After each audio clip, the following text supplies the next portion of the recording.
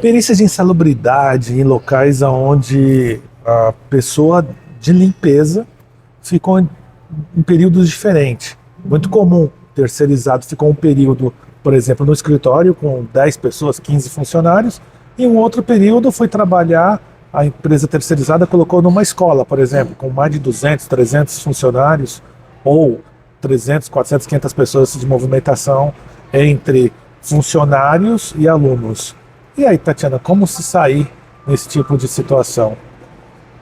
Olha, parte do período onde trabalhou no escritório com poucas pessoas, certamente não é equiparado ao anexo 14. Lembrando que só pode ser feito caracterização pelo anexo 14 naquelas atividades que estão sugeridas lá no anexo 14. Limpeza não é uma atividade que está descrita lá no anexo 14, né? Então, e quando se faz essa equiparação é pela coleta do lixo, né? Não pela coleta do lixo seletivo, como está descrito lá no anexo 14, mas pode ser equiparado sim, tá? E nesse caso, quando o banheiro, no caso, tem grande circulação, espuxado por uma súmula, enfim, é um assunto que pode render muito. Agora, se eu parte do período fui nesse escritório, não tem caracterização, não tem equiparação. Fui em outro ambiente, em outro local de trabalho dessa pessoa, muito comum para essas pessoas de terceirização de serviço, às vezes trabalha no mesmo contrato, trabalha em 2, 3 locais, enfim. Analisei o outro local. Tem sanitários de grande circulação, onde essa pessoa passa grande parte do período dela fazendo coleta desses sanitários de grande circulação, limpando, fazendo coleta desse sanitário, aí sim pode haver essa equiparação com o anexo 14 e o perito vai fazer essa caracterização. E isso nós estamos falando para os agentes biológicos, né? Lembrando que você tem que analisar os outros agentes, como os químicos, por exemplo, né? E aí vai depender se tem muitos funcionários ou não, certo, Tatiana? Muitos peritos, inclusive, têm, falando especificamente com relação ao biológico, né, muitos peritos têm essa dúvida se vai caracterizar todo o perito. O perito vai lá exatamente para fazer o registro do que ele encontrou. Então, ele vai registrar esses 2 locais e só vai fazer a caracterização do local que tiver a equiparação, no outro local não. E na conclusão, ele vai deixar bem claro o porquê de haver a caracterização em cima daquele local que ele fez a análise. Isso é normal, tá? O juiz ou as partes que virem aquele laudo vão compreender essa conclusão do perito. Sim. Da parte dos produtos de limpeza, que toda pessoa que trabalha com limpeza utiliza produtos de limpeza, qual é a análise que o perito vai fazer? Precisa fazer quantificação? Não, não tem necessidade de fazer quantificação. Principalmente se você chega no escritório, o perito foi lá e evidenciou, são produtos de limpeza de ordem doméstica, apesar de alguns ter, até os que se utiliza, da ordem doméstica, que se utiliza em casa, vai ter álcalis cáusticos. Mas a concentração é mais baixa, ainda mistura-se em água, então não existe essa conotação de condição de insalubridade por tais agentes, de uma maneira bem simples assim, sem fazer avaliações quantitativas. Do outro lado, se é algum local maior, essas pessoas de limpeza até podem utilizar produtos que são produtos de ordem industrial, né? Então, as empresas compram galões com concentrações maiores de produtos, mas geralmente nem são tantos produtos assim. A gente está falando de detergente, de desinfetante, de multiuso, de álcool, enfim. E ainda assim, nesses locais, as empresas têm diluidores para diluir esses produtos, para que eles não sejam utilizados puros, tá?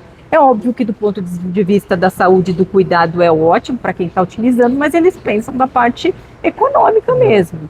E esses produtos são tão concentrados que eles vão ser diluídos em água. Quando eu diluo esses produtos em água, a concentração de álcalis desses produtos, ela baixa bastante.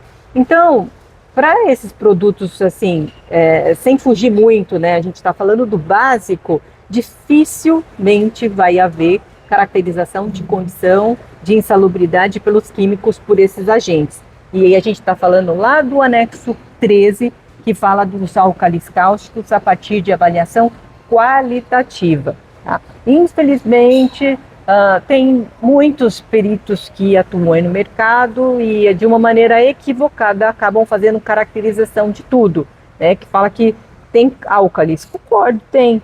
Mas, enfim, e a concentração quando você dilui? Onde fica? Como é que você vai fazer uma caracterização do desinfetante? Então, é muito complexo. Todas as vezes que a gente vai fazer análise, não só falando da parte desses produtos de um auxiliar de limpeza, por exemplo, para você ser mais assertivo como perito, você pode ir nas FISPICs e fazer análise. Nem todos os produtos que são utilizados têm álcalis, os que têm são diluídos e todos os produtos vão ter conotações químicas diferentes. Então, à medida que o perito vai trabalhando, ele vai aprendendo a fazer análise desses produtos. Mas nesses critérios que nós falamos aqui, exclusivamente dessa função de auxiliar, de limpeza, dificilmente vai ter uma caracterização. E esses diluidores, que nem você falou, normalmente a empresa faz por conta da questão econômica. Mas aí isso ajuda e evita que o funcionário tenha um contato, né, direto com a pele de um determinado produto. Você tem que analisar também a questão dos EPIs, se foram entregues, as quantidades certas. Tudo isso é uma análise minuciosa durante a perícia. Você sabe que essa é uma dúvida, né? Uma vez que o perito fez a análise e constatou que não existe a condição de insalubridade pela utilização, quer seja porque os produtos são tranquilinhos, quer seja porque é de ordem doméstica, ou quer seja porque eles são diluídos e baixou a concentração dos álcalis cáusticos, independe se foi ou não entregue o EPI. É importante a entrega do EPI? Sim, com certeza. Da parte de prevenção, é super importante. Mas o perito não pode confundir as coisas. Falar por que não foi entregue ou por que não tem registro de uma luva, por exemplo, eu vou considerar em condição de insalubridade porque não foi entregue EPI. Está errado. Perito não vai, a perícia não é uma inspeção de segurança. A perícia está ali para constatar se existe uma condição ou não de insalubridade. Não cabe o perito aplicar um checklist. Não foi entregue o EPI, não foi feito o treinamento disso, daquilo, sendo que não existe uma condição de insalubridade para aquela situação.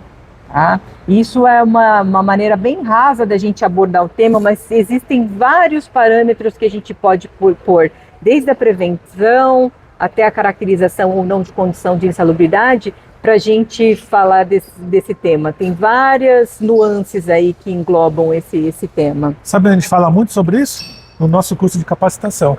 Então, eu vou deixar o link aqui para você conhecer nosso curso de capacitação para perito judiciário assistente técnico e realmente entrar para esse mundo das perícias. Saiba que agora em 2025 as perícias vão aumentar. Sabe por quê? O Supremo decidiu que agora não tem essa mais questão de o reclamante não poder pedir a justiça gratuita. Então vem aumentando o número de perícias, tá? Isso já vem falado por vários profissionais, inclusive advogados, e na prática tem aumentado realmente o número de perícias. Então, entre nesse mundo de mercado das perícias judiciais, ou como perito judicial, ou como assistente técnico, vou deixar o link aqui para você conhecer o nosso produto.